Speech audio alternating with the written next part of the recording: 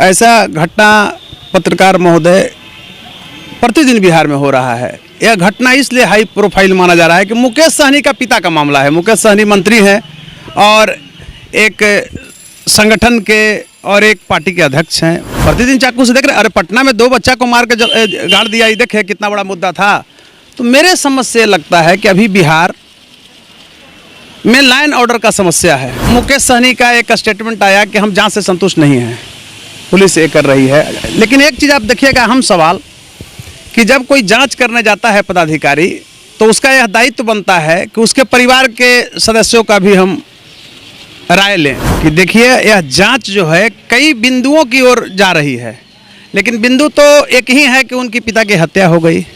अब एक सूद का ये लोग उसको क्या बोलेंगे, रहस्य बनाए हैं।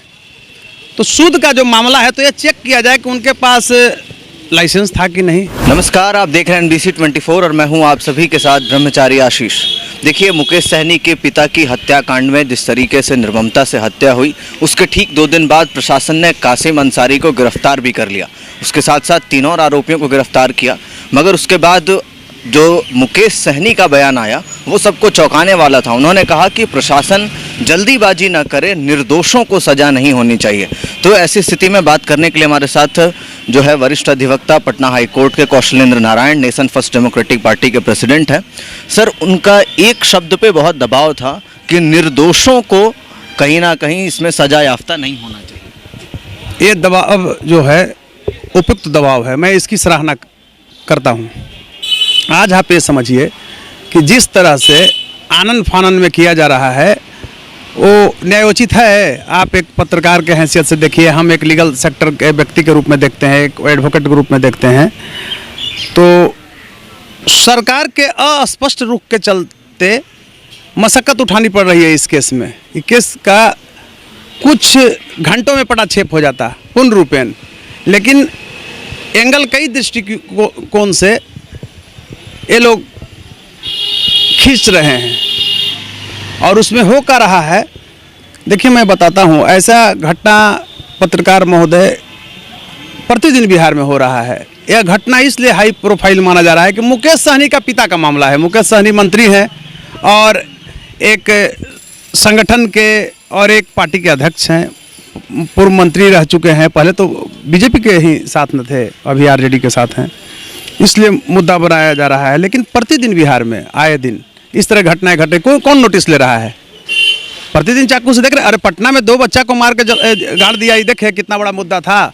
तो मेरे समझ से लगता है कि अभी बिहार में लाइन ऑर्डर का समस्या है। विधि व्यवस्था एकदम समाप्त हो गया है और यहाँ की सरकार संपोषित गुंडों का बोलबाला हो गया है। और सरकार संपोषित गुंडे अब सरकार को भी चुनौती दे रहे हैं, उनके नियम और कानून को चुनौती दे रहे हैं।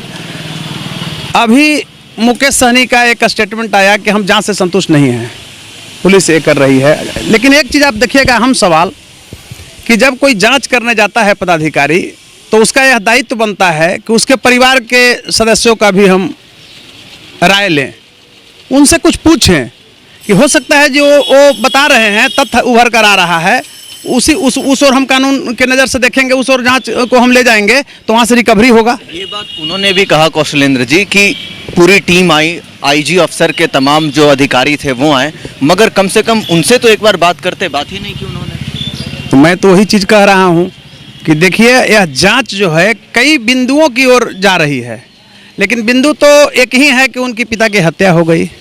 अब एक सूद का ये लोग उसको क्या बोलेंगे, रहस्य बनाए हैं।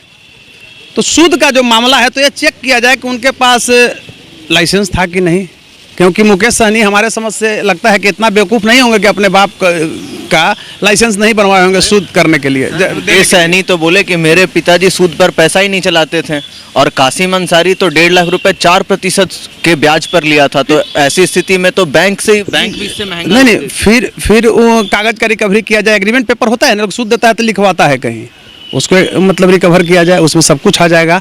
और नहीं तो इस तरह का अगर मुद्दा आया है, गलत मुद्दा है, तो हमारे के यहाँ प्रावधान है कि इस तरह के जो बात को बोलते हैं या गलत सूचना कहीं न कहीं से निकालते हैं, तो उन पर भी FIR का हमारे के यहाँ ये है राइट है लोगों को, मुकेश सहनी उस पर केस करवाएं, उनका अधिकार बनता है। एक और अहम सवाल है कि धारदार हथियार से, देखिए आपने तस्वीरें देखी होंगी, विचलित करने वाली थी, तो हथियार भी अभी तक जब्त नहीं हुए हैं। इसलिए कि जो हत्यारा है, मर्डरर है, सब भाग जाएगा। देखिए सर्वप्रथम आप एक यहाँ दुर्भाग्य क्या है ना, अब हथियार नहीं हुआ है तो हथियार में भी आपको बता रहे हैं दो तरह का होता है, एक विपन्स होता है और एक मान टूल्स होता है, हथियार दोनों होते हैं। तो कहीं कानूनन उसको फ़ायदा न मिल जाए, इसकी भी तैयारी हो सकता है कि सरकार करवा रही होगी। सरकार जो इसमें शामिल है, मैं सरकार को पूर्ण रूप में नहीं कहूँगा, जो इसमें लोग लगे हुए हैं कहीं ना कहीं सरकार से कनेक्शन हो। देखिए आज मैं स्पष्ट रूप से कर रहा हूँ, बिहार की जनता, मैं एक वकील के नाते एक जिम्मेवार नागरिक भी हूँ, तो बिहार में ये चीज़ आप मान लीजिए कि हर एक अपराधियों का बड़े बड़े राजनेताओं से संपर्क है। तो इस केस में हमको लगता है कि द मैटर टूक के सीरियसली टर्म, ये आसान नहीं है, कहीं ना कहीं से बात बहुत बिगड़ गई है। अब इसमें सरकार पर डिपेंड करता है, पूरा छुपाया जा रहा है, तब ना मैं मैटर टू के सीरियसली टर्न। तो इसमें तो अब देखना है, सरकार को देखना है। सरकार अगर चाह जाएगी तो दूध का दूध पानी का। अभी एक घटना मैं बता रहा हूँ, 2 दिन पहले का है, शास्त्री नगर थाने का। एक आदमी लेकर के जा रहे थे सब्जी, अब पीछे से मोटरसाइकिल से गया, उनका 25 ग्राम का चैन था, वो छीन लिया। वो जब जाते हैं इंस्पेक्टर के पास फरियाद करते हैं कि भाई ऐसी घटनाएं हुई, तो इंस्पेक्टर कहते हैं कि छोड़िए ना, ऐसा तो रोज़ यहाँ होता है, बताइए हम कहाँ से रिकवर करें। तो रिकवर नहीं करोगे, बगल में सामने की जो झोपड़ी है उसमें 10 को बिना नंबर का गाड़ी है, तो क्यों नहीं उसको मतलब पकड़ रहे हो।